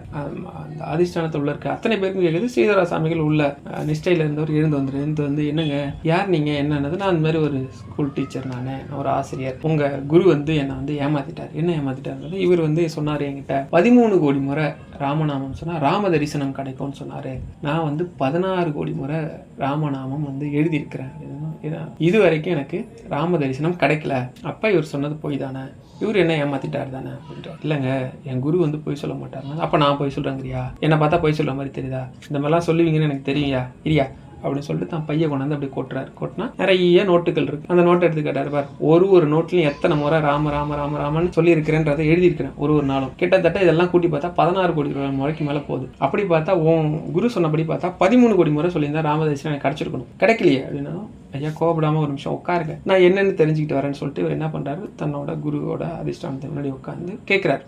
தன்னோட அவரும் ஞானி தான் இல்லையா, கண்ணை மூடி குரு கிட்ட இந்த மாதிரி என்ன கேட்ட உடனே அவர் சில விஷயங்கள்லாம் சொன்ன உடனே இவருக்கு அப்படியே முகம்லாம் பூரிச்சு போது நேரா வரார். வந்து ஐயா நான் உங்ககிட்ட சில கேள்விகள் கேட்கணும், கோவப்படாம பதில் சொல்றீங்களான்னதும், கேளியா நீ என்ன கேட்க போற கேட்டு தொலை அப்படின்ற. அப்ப அவர் சொன்னாராம், ஐயா கொஞ்சம் வருஷத்துக்கு முன்னாடி உங்க மனைவிக்கு வந்து உடம்பு முடியாம இருந்துச்சா, படுத்த படுக்கையா இருந்தாங்களா, மருத்துவர்கள்லாம் வந்து பழைக்கவே மாட்டாங்கன்னு சொன்னாங்களா அப்படின்னு. ஆமாய்யா சொன்னாங்க, அதுக்கு என்ன இப்போ அப்படின்னதும், அப்போ நீங்கள் வந்து என் குரு கிட்ட நீங்கள் வந்து பிரார்த்தனை பண்ணீங்களா அவங்க சரியாகணும்னு. ஆமாம் பிரார்த்தனை பண்ணேன். பிரார்த்தனை பண்ணிட்டு நீங்கள் வீட்டுக்கு போகும்போது அவங்க என்ன நிலைமையில இருந்தாங்க அப்படின்னதும், ஆற்றுல போய் தண்ணி பிடிச்சிட்டு ஏத்தாப்புல தண்ணி தூக்கிட்டு வந்தா, பழைக்கவே மாட்டேன்னு சொன்னவங்க ஆற்றுல போய் தண்ணி தூக்கிட்டு வந்தாங்களா அப்படின்னு. ஆமாய்யா அதானே சொல்கிறேன் அப்படின்னா. சரி அடுத்து ஒரு கேள்வி, உங்கள் பையன் வந்து அடிக்கடி வந்து தேர்வு எழுதி தோல்வி ஆயிட்டான், அந்த மன விரக்தியில் ஏதாவது பண்ணி பண்ணணும்னு பயமா இருக்குன்னு சொல்லி என் குருக்கிட்ட வந்து சொன்னீங்களா. ஆமா சொன்னேன். அதை வந்து சரி பண்ணி கொடுத்தாரா அப்படின்னு. ஆமா சொல்லிட்டு போனேன், பார்த்தா அவன் அந்த வருஷம் அந்த தேர்வுல நல்ல மதிப்பெண் வாங்கிட்டான், நிறைய வேலை கிடைச்சது. சரி உங்க பொண்ணுக்கு எங்க தேடியும் வரணும் இல்லை அப்படின்னு சொல்லி என் குருக்கிட்ட வந்து சொல்லி புலம்புனீங்களான்னு. ஆமா சொன்னேன். உங்க பொண்ணு கல்யாணம் ஆயிடுச்சான்னு கேட்டது. ஆமா நல்ல இடத்துல கல்யாணம் பண்ணி கொடுத்துட்டேன், நல்லபடியா இருக்கிறா அப்படின்னு. ஐயா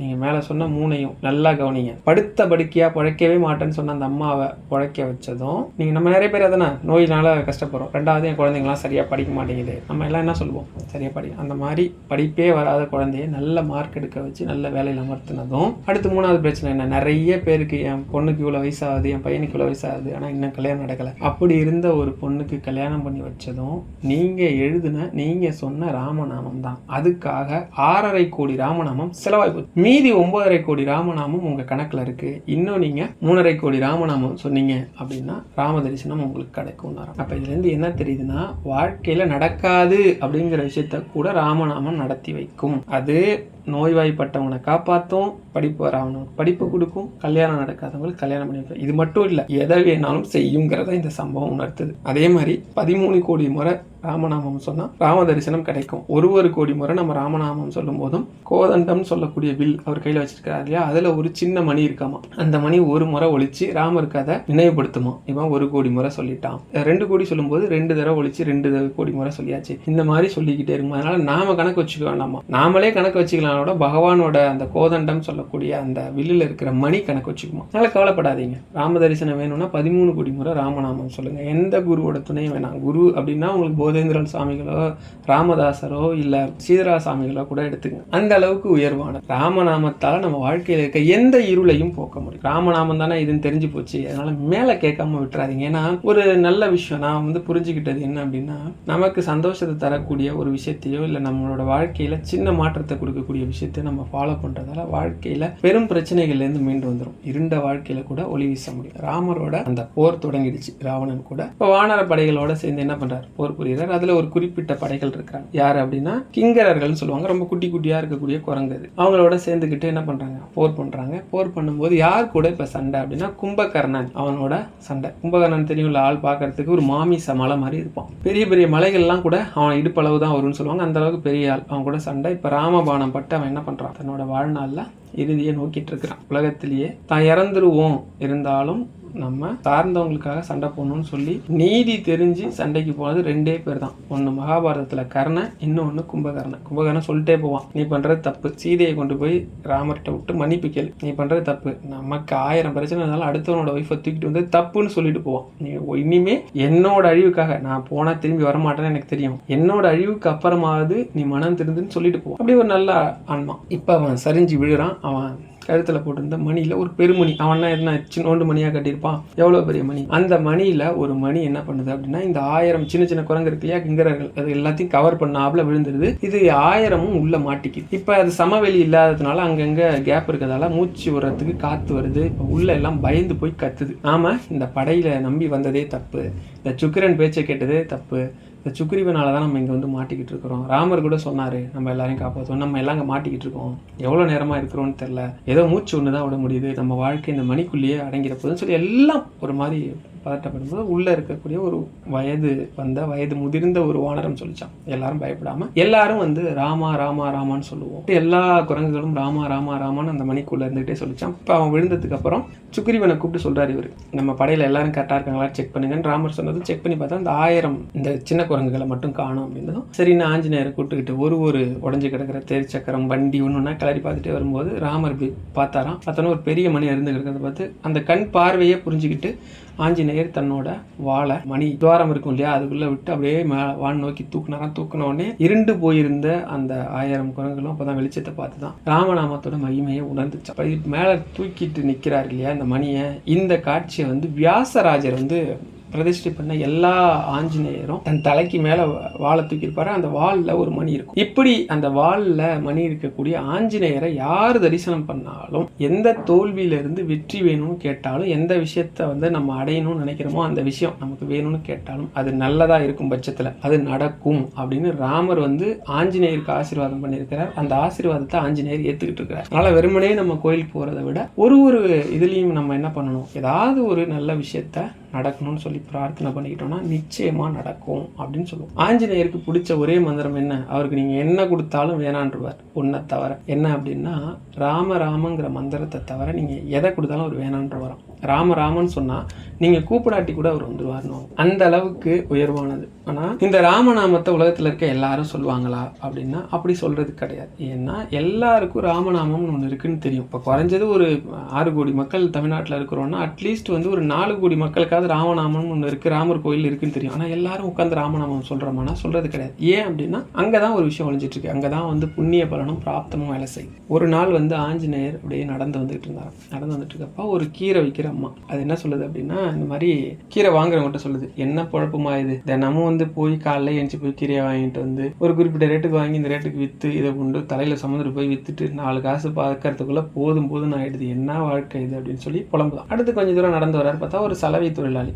அவர் அதே மாதிரி தான் ஒரு வீடாக போயிட்டு துணியை வாங்கிட்டு வந்து வெளுத்து காய வச்சு கொடுத்தா சொற்பமான படம் கிடைக்கும், இதை வச்சு இது வாயும் வயிற்றுக்குமே பத்த மாட்டேதுன்னு அவர் புலம்பிட்டு இருந்தார். அடுத்து இப்படி ஒவ்வொருத்தராக பார்த்துக்கிட்டே வர்றார்.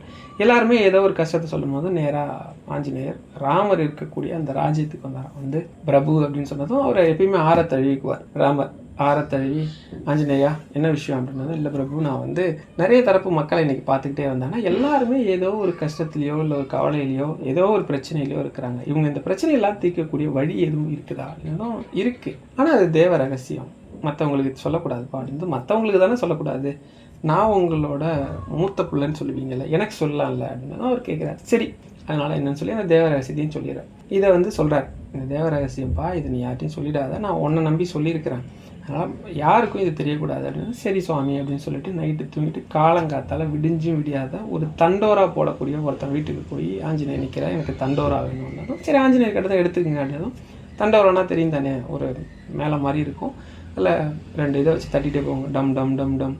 கேளுங்க, எல்லாரும் கேளுங்க, தேவ ரகசியத்தை கேளுங்க, உங்கள் வாழ்க்கையை மாற்றக்கூடிய, உங்கள் கஷ்டத்தை போக்கக்கூடிய, உங்கள் பாவத்தை அழிக்கக்கூடிய, நீங்கள் வாழ்க்கையில் சந்தோஷமாக இருக்கக்கூடிய ஒரு ரகசியம் சொல்கிறேன், கேளுங்கன்னு சொல்லி தண்டோரா போட்டு சொல்லிக்கிட்டே போகிறார். இது வந்து தண்டோரா போடுறது ராமர் காதுக்கு கேட்டுருது. ராமர் ஒன்று என்ன தண்டோரா போகிறாருன்னு வெளில வந்து பார்த்தா, இந்த மாதிரி ஆஞ்சநேயர் வந்து எல்லாரும் சொல்லுங்கள் ராமன் சொல்லுங்கள், வாழ்க்கையை ஜெயிக்கணுமா ராமன் சொல்லுங்கள், கஷ்டம் போகணுமா ராமன் சொல்லுங்கள், பாவம் போகணுமா ராமன் சொல்லுங்கள், சந்தோஷமாக இருக்கணுமா ராமன் சொல்லுங்கள், வாழ்க்கை முடிஞ்சதுக்கப்புறம் சொர்க்கத்துக்கு போகணுமா ராமன் சொல்லுங்கன்னதும் உங்களுக்கு கோபம் வந்துடுது. ராமருக்கு எப்பயுமே கோபப்பட மாட்டார். என்னடா நம்ம அவ்வளோ தூரம் சொல்லி கூட ஆஞ்சநேயர் இப்படி பண்ணிட்டாருன்னு சொல்லி ஆஞ்சநேயரை கூட்டு வர சொல்ல கைது பண்ணிட்டு வர சொல்கிறார். கைது பண்ணி அழைச்சிட்டு வந்து நிறுத்தினது, சாமி என்னை நீங்கள் கைது பண்ண சொன்னீங்களாமா, எதுக்கு நான் தெரிஞ்சுக்கலாமான்னு ஆஞ்சநேயர் கேட்பார். என்ன, நான் தேவ ரகசியம் அவ்வளோ தூரம் சொல்லி அதை கேட்காம நீ ஊர் ஃபுல்லாக தண்டரை போட்டு சொல்லிக்கிட்டு இருக்கேன், அப்போ என் வார்த்தைக்கு என்ன மதிப்புனது, இப்போவுமே உங்கள் வார்த்தையை நான் காப்பாற்றிருக்கிறேன், அது தேவ ரகசியமாக தான் இருக்குது அப்படின்னு. என்ன சொல்கிறேன், நானே என் காது போட கேட்டேன், நீ எல்லாருக்கும் ராமநாமம் சொல்லுங்கன்னு சொல்லி தண்டரா போட்டதுனால இல்லை, இப்போவும் நீங்கள் கூப்பிட்டு விசாரிங்க அப்படின்னு. சரி, எப்பயுமே ராமரை பொறுத்தளவுக்கு விசாரணை ரொம்ப தீவிரமாக இருக்கும், துல்லியமாக இருக்கும். ஆஞ்சநேயரை நிற்க வச்சுட்டு போய் அந்த கீரை வைக்கிற அம்மா வச்சுட்டு வந்தாலும் அந்த அம்மா வந்து நிற்கிது. என்னங்க அப்படின்னா, காலையில் ஆஞ்சநேயர் தண்டோரா போட்டாரே கேட்டியா? கேட்டேன் சாமி. என்ன போட்டார் அப்படின்னா, ஏதோ நம்ம கஷ்டத்தை போக்கக்கூடிய ஏதோ ஒரு மந்திரம் இருக்குதுன்னு சொன்னார், கஷ்டத்தை போக்கக்கூடிய வழி இருக்குதுன்னு சொன்னார், ஏதோ ராமான்னு சொன்னால் போயிடும் அப்படின்னு சொன்னார். அப்படி சொன்னார். நான் கீரை விற்கிறத விட்டுவிட்டு ஒரு இடத்துல உட்காந்துக்கிட்டு ராமான்னு சொன்னான், அந்த கீரை விற்றா கிடைக்கிற காசு எனக்கு கிடைக்குமா, அன்னைக்கு எனக்கு சாப்பாடு கிடைக்குமா? அவர் ஏதோ சொன்னார் சாமி, ஏதோ சந்தோஷத்தில் இருக்காரு, அதனால சொல்லியிருப்பாருன்னு நினச்சி நான் பாட்டே என் வேலையை பார்த்துட்டு இருக்கேன். அவர் பாட்டே சொல்லிட்டு போகிறாருன்னு சொல்லிட்டு அந்த அம்மா போயிடுச்சு. அடுத்து அந்த சலவை தொழிலாளி வர்றார். அவர் வந்தோடனே, என்னப்பா ஆஞ்சநேயர் வந்து தண்டோரா போட்டாரே, என்ன தண்டோரா போட்டாரு? ரொம்ப சந்தோஷத்தில் ஒரு வார்த்தை சொன்னாருங்க, ராமான்னு சொன்னால் எல்லா கஷ்டமும் தீந்துருன்னு சொன்னார். கேட்க நல்லா இருந்தது, உண்மையிலே வந்து கேட்கும்போது அவ்வளோ சந்தோஷமாக இருந்தது. ஆனால் சாமியே, நான் 10-15 வீட்டிலேருந்து துணியை கொண்டு வந்து வச்சுருக்கிறேன், இவர் சொன்ன மாதிரி அதை கேட்டே உட்காந்துருந்தேன் அப்படின்னா இந்த துணியை துவைக்கலன்னா துணியை கொடுத்தவங்களாம் என்ன வெளுத்துருவோம், அதனால் துணி துவைக்கணும், வேலை இருக்குது, அதுக்கெல்லாம் நேரம் இல்லை சாமி, நேரம்னு ஒன்று கிடைச்சா செய்யலான்னு இருக்கிறேன்ட்டு போயிட்டான். இப்படி ஒவ்வொருத்தரும் ஒவ்வொரு காரணம் சொல்கிறாங்க. கடைசியாக குளத்துல குளிச்சுட்டு, அதாவது ஆற்றுலேயே குளத்துல குளிச்சுட்டு வந்த ஒரு தவசீலர், அவரை கூப்பிட்டு விசாரிங்கன்னு ஆஞ்சநேயரே சொல்கிறார். அவர் வந்தவுடனே அவருக்கு ராமர் வணக்கம் சொல்லிட்டு, இந்த மாதிரி ஒரு தண்டோரா போட்டாரே ஆஞ்சநேயர், என்னப்பா தெரிஞ்சுது அதில் என்னதும்? சாமி, நான் வந்து 300 வருஷமாக தவம் பண்ணிக்கிட்டு இருக்கிறேன்.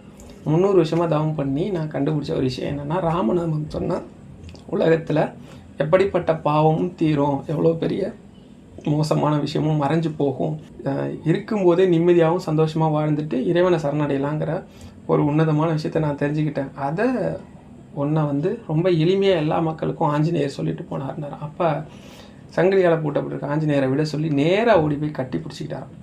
கட்டி பிடிச்சி பகவான் ராமர் சொன்னாராம், உண்மையிலேயே ராமநாமத்தோட மகிமை தெரிஞ்சுக்கிறதுக்கு கூட ஒரு பிராப்தம் வேணும் ஆஞ்சநேயா, இதை ஓ மூலமாக இறைவன் எனக்கு, அதாவது அவரே இறைவன் தான் அவர் சொல்லுவார், இறைவன் எனக்கு சொல்லியிருக்கதா நான் நினச்சிக்கிறேன் அப்படின்னு சொல்லிட்டு சொன்னார். அதனால தான் ராமநாமம் எல்லாராலையும் தெரிஞ்சிக்க முடியும், எல்லாராலையும் ராமரை பற்றி தெரிஞ்சிக்க முடியும், ராமநாமத்தை பற்றி தெரிஞ்சிக்க முடியும், எத்தனை பேரால் கடைபிடிக்க முடியும். அதுதான் பெரிய சிக்கல்.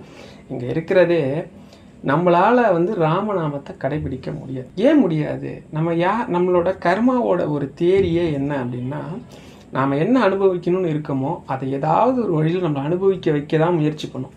நாம் யாரும் வைராக்கியமாக ராமநாமத்தை சொல்லியே தீருவேன், விடவே மாட்டேன் எவ்வளோ நடந்தாலும். அந்த சகோதரி ஃபஸ்ட்டு நோட்டு எழுதினப்ப மனசு உடஞ்சி போய் தூக்கி போட்டிருந்தாங்கன்னு வச்சுக்கோங்க, அடுத்த நோட்டு எழுதியிருக்க போகிறதில்ல. 2வது நோட்டு எழுதும்போ, 3வது நோட்டு எழுதினப்ப, 4வது நோட்டு எழுதுகிற வரைக்கும் அவங்களுக்கு ஒரு நம்பிக்கை இருந்ததில்ல, ஒரு வைராக்கியம் இருந்ததில்ல. அது எல்லாருக்கும் வேணும். அப்படி இருந்தால் தான் நம்ம எதை அடையணும்னு நினைக்கிறோமோ அது கிடைக்கும். அதே போல் இன்னும் 2 கதை இருக்குது. 2 கதையோட ஏன் நான் இன்னைக்கு இதை சொல்லிக்கிட்டு இருக்கிறேன் உங்களுக்கு அப்படின்னா, ராமநாமத்துக்கு இவ்வளோ மகிமை இருக்கா? அப்போ ராமநாமம் இன்னைக்கு இதில் ஒரு சிக்கல் இருக்குது. ஏதாவது ஒரு மந்திரத்தை நான் சொல்லி அன்னைக்கு சொல்லுங்கன்னு சொன்னால் அன்னைக்கு தான் சொல்லணும். இப்போ ராமநவமி அன்னைக்கு தான் ராமநாமம் சொல்லணும்னு எந்த கட்டாயமும் கிடையாது. ராமநாமங்கிறதுக்கு நாள் பார்க்க வேண்டாம், நட்சத்திரம் பார்க்க வேண்டாம், திதி பார்க்க வேண்டாம், யோகம் பார்க்க வேண்டாம், கரணம் பார்க்க வேண்டாம், பஞ்சாங்கத்தில் இருக்க 5 விஷயம் தான். இதுவுமே தேவை கிடையாது. விரைவாக சொல்லும்போது அழகாக சொல்லுவாங்க, காலையில் 2 நிமிஷம் ராம ராம ராமன்னு சொல்லணும், சாயந்தரம் 2 நிமிஷம் சிவ சிவ சிவன் சொல்லணும். வாழ்க்கையில் எந்த துன்பமும் நம்மளை அண்டாது அப்படின்னு சொல்கிறாங்க. இது ரொம்ப எளிமையான விஷயம். ஆனால் நம்ம எல்லாருமே இதை ஃபாலோ பண்ணுறது இல்லை. ஒரு சொற்பொழிவாளர்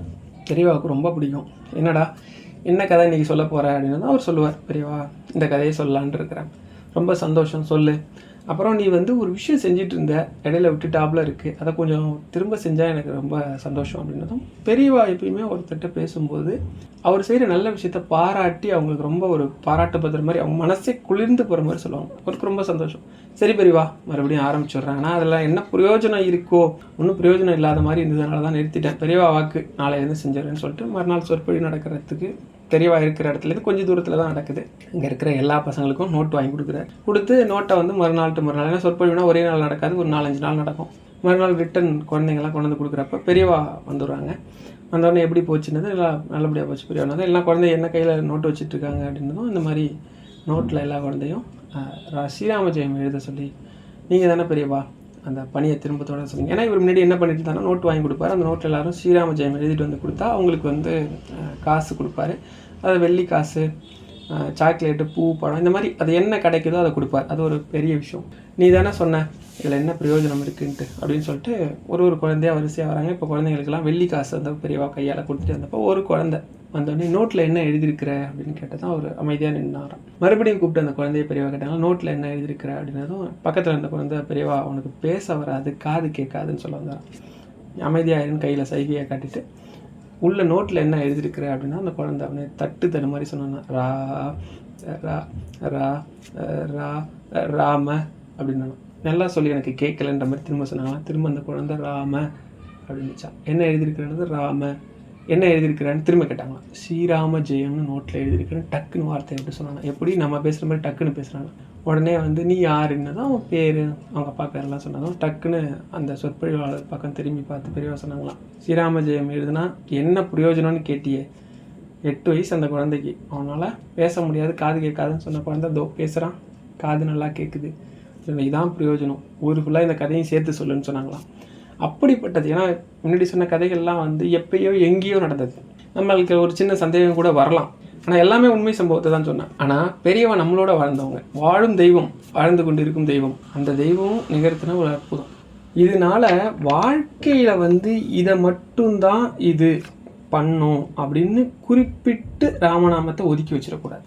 நம்ம எதை கேட்டாலும் பண்ணணும். ராமநாமத்தால் பண்ண முடியாது கிடையாது. ஒரு நாள் துளசிதாசர் ராமநாமத்தோட மகிமை எல்லாருக்கும் சொல்கிறாரு. சொல்லி ராமநாம பஜனை நடக்குது.